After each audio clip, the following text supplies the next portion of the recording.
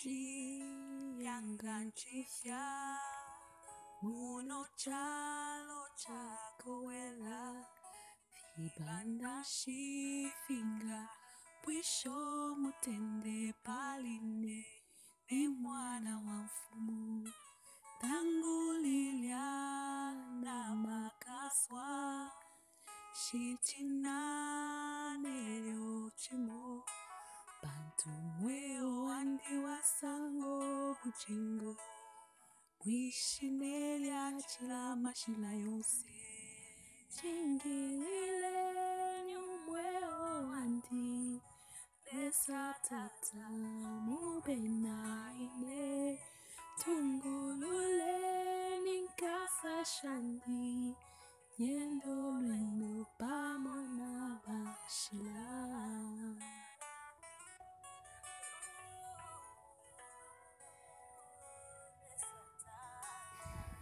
mubenaine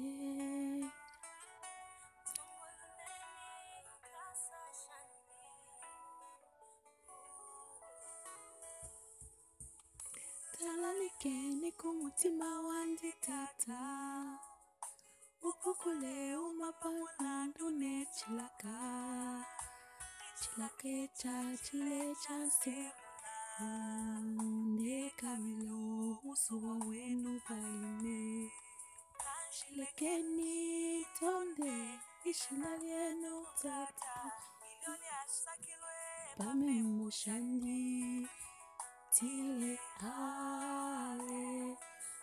aleluya shalienu ibelya palwa chingilile nyumweo wandi lesa tata uwenaine tungulule ninkasa shandi yendo lwendo pamona bashila chingilile nyumweo wandi lesa tata ubenaine tungulule ninkasa shandi yendo lwendo pamona bashila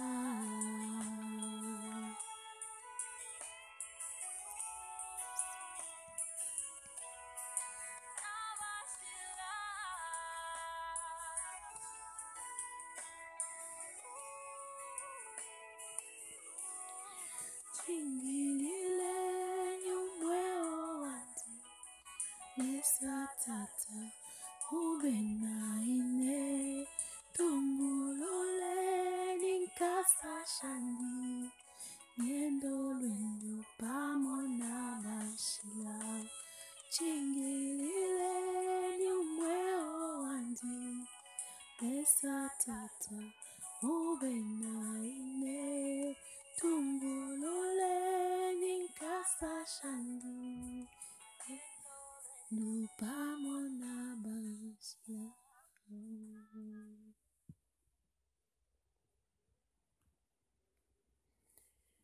Père éternel, je te rends grâce pour cette journée que tu m'accordes encore.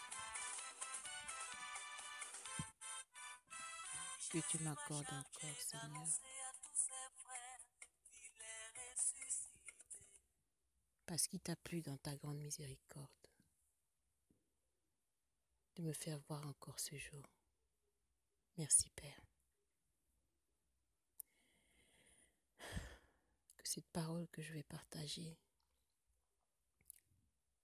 console quelqu'un, édifie quelqu'un. Pas moi, Seigneur, mais toi parce que tu te saisis de tout mon être pour accomplir ta volonté. C'est au nom de Jésus que je te prie. Amen.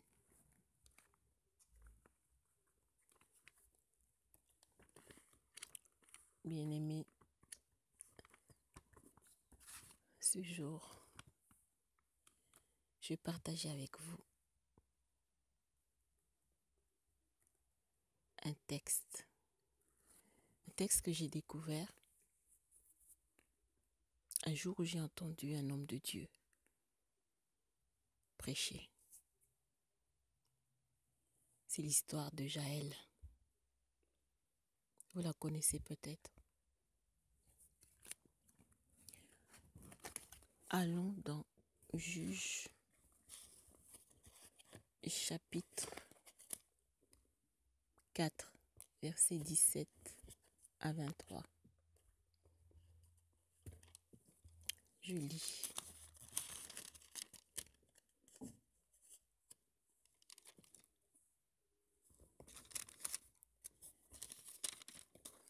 Sisera se réfugia à pied dans la tente de Jaël, femme de Héber, le Kénien, car il y avait paix entre Jabin, roi de Hatzor, et la maison de Héber, le Kénien.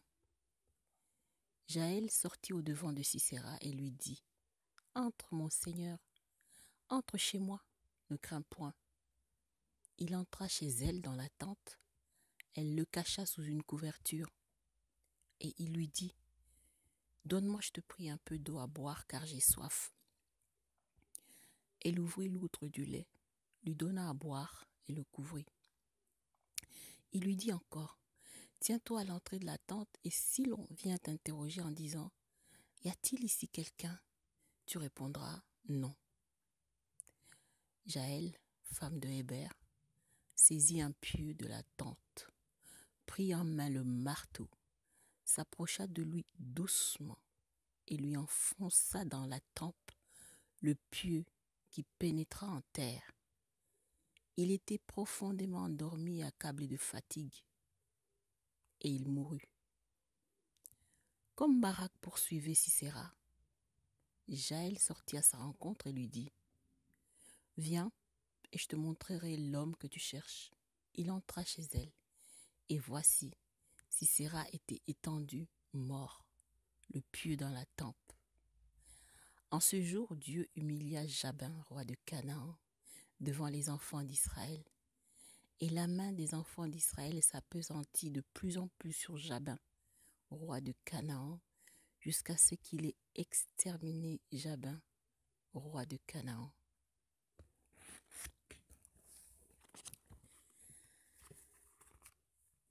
Parmi les femmes qui sont citées dans la Bible, on entend rarement parler de Jaël. Je vais vous faire une petite analyse, vous allez comprendre où je vais en venir. Aujourd'hui, quand on regarde autour de soi, Internet est partout. Et avec Internet sur les portables, nos enfants gardent les portables sous les couettes, sous les couvertures, jusque très tard dans la nuit, si pas toutes les nuits. Oh maman, Satan ne s'est pas arrêté au dehors de nos maisons. C'est fini ce temps-là. Il est dans nos maisons. Il prêche à nos enfants 24 heures sur 24. Alors femme, mère, lève-toi et proclame la parole de Dieu, qui est la parole de vie. C'est un marteau, la parole de Dieu. C'est une épée à double tranchant. Et ton Dieu ordonne que tu sois puissant. Une deuxième histoire. Quand dans le désert, Agar, l'Égyptienne qui a eu un enfant avec Abraham, fut chassée et s'est éloignée en pleurant pour ne pas voir mourir son fils. L'histoire se trouve dans Genèse 21, chapitre 21, versets 14 à 21.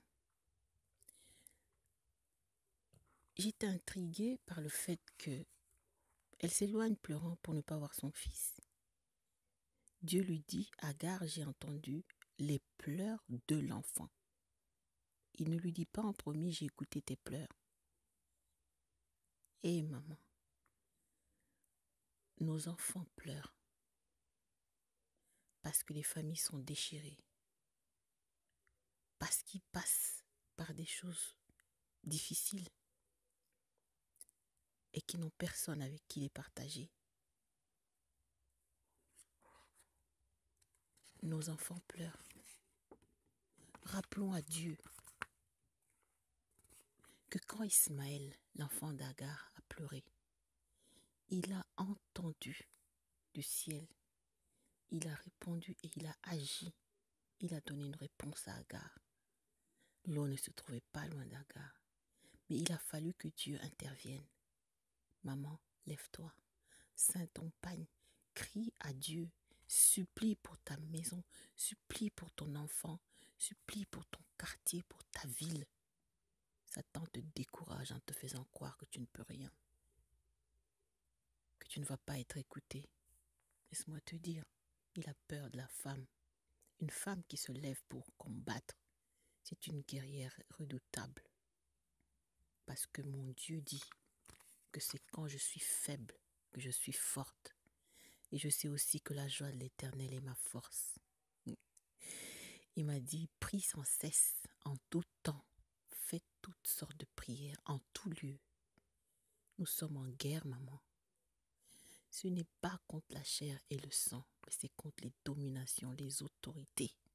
Éphésiens 6, 12. Nous sommes ce que la Bible dit que nous sommes. Nous sommes une race élue, un sacerdoce royal, un peuple acquis. Nous sommes enfants de Dieu, nous sommes disciples de Christ, nous sommes ambassadeurs pour Christ, nous sommes ministres de la réconciliation, nous sommes lumière du monde, nous sommes sel de la terre, nous sommes le parfum du Christ.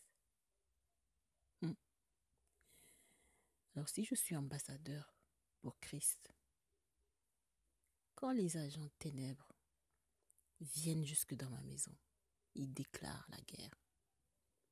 Ils déclarent la guerre. Maman, nous sommes en guerre. Demandons à Dieu un esprit de grâce et de supplication pour savoir crier à lui, pour savoir intercéder,